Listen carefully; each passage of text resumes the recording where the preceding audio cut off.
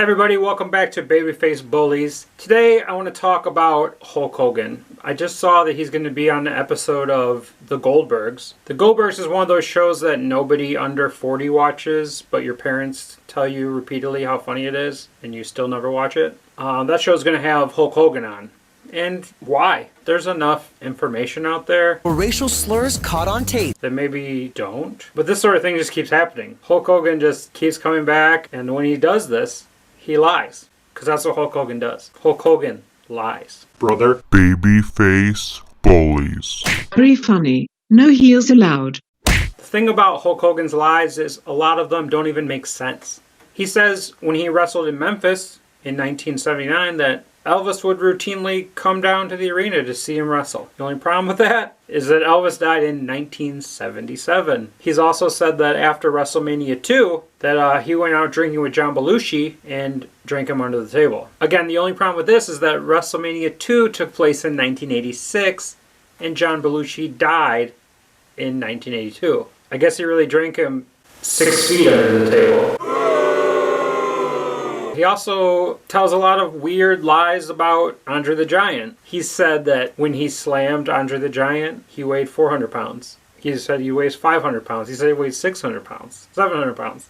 The mere act of Hulk Hogan picking up Andre the Giant and slamming him to the mat pulled every muscle in his back. He didn't take a single day off because he's Hulk Hogan.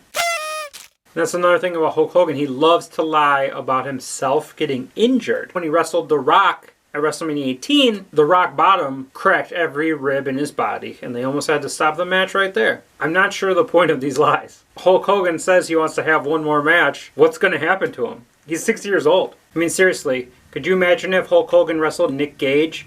Nick Gage would be going back to prison. MDK, for real.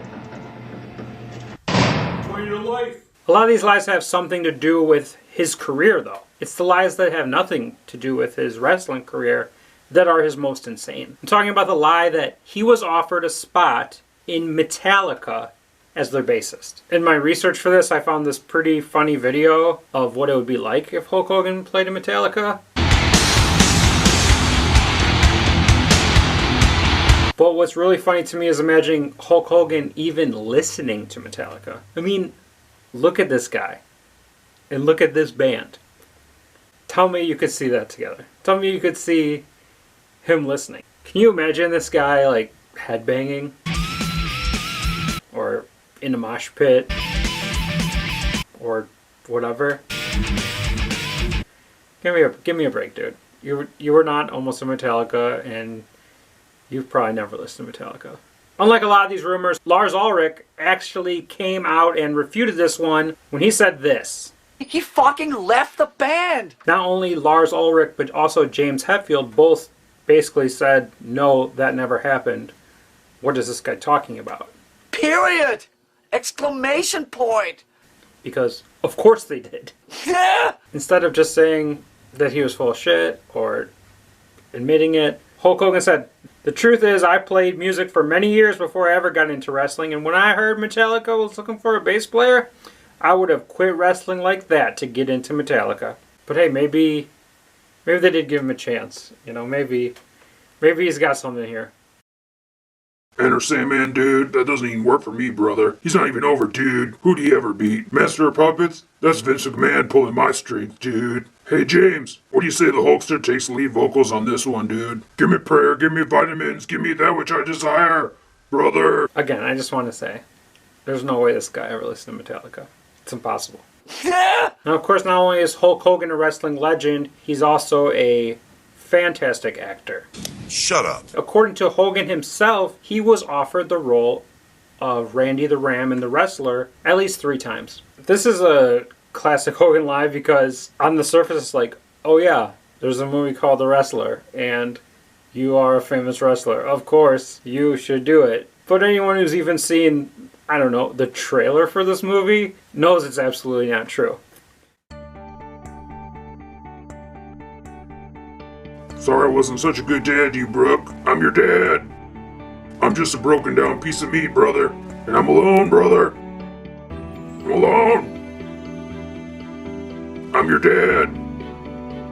Again, this one didn't take long for director Darren Aronofsky to say, no, that's complete bullshit. And while Aronofsky denies it, you can't deny that Hulk Hogan in The Wrestler would be secretly awesome. Would it be a worse movie? Absolutely.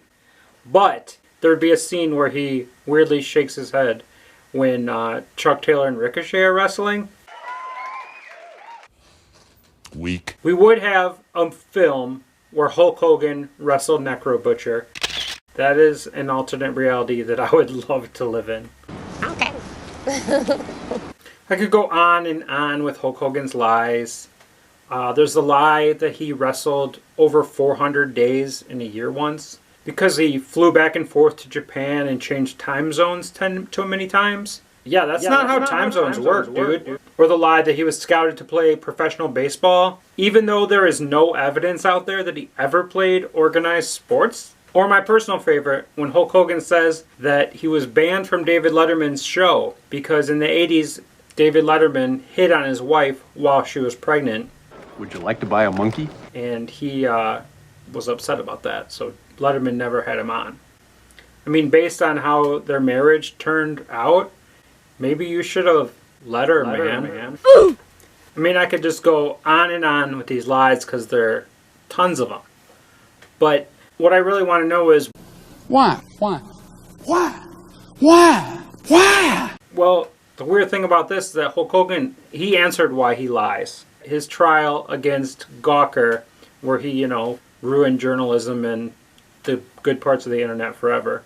But that's a different story. Under oath, he was played clips where he said that he had a 10-inch penis. And when he was asked about this by the lawyers, he said, Well, it's not mine, because mine isn't that size, but we were discussing the length of Hulk Hogan's. Hulk Hogan makes a distinction between Terry Bollea and Hulk Hogan. So in these interviews, he's Hulk Hogan. He believes all this in his mind. He believes that Hulk Hogan, children's hero, has a 10-inch penis. I mean, this is kind of like an inside the actor studio thing where you get a detail about a character that's totally unnecessary.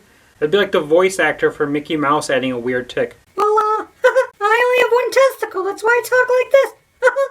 I don't need to know how big Hulk Hogan's penis is. I need to know that he rips his shirt and he goes like this. I'm not really worried about what's down here. So all the bullshit and lies that Hulk Hogan tells are lies he tells because he believes in the character of Hulk Hogan. What does Terry Bollea believe? Well... Sex tape. Racial slurs, Brain damage. the N-word. The word was just thrown around like it was nothing. That's a topic for a different time. Wrestling is my life. Good night, Hulkamaniacs and jabroni marks without a life that don't know how to work when you work a work and work yourself into a shoot. Marks. Give me prayer, give me vitamins, give me that which I desire, brother.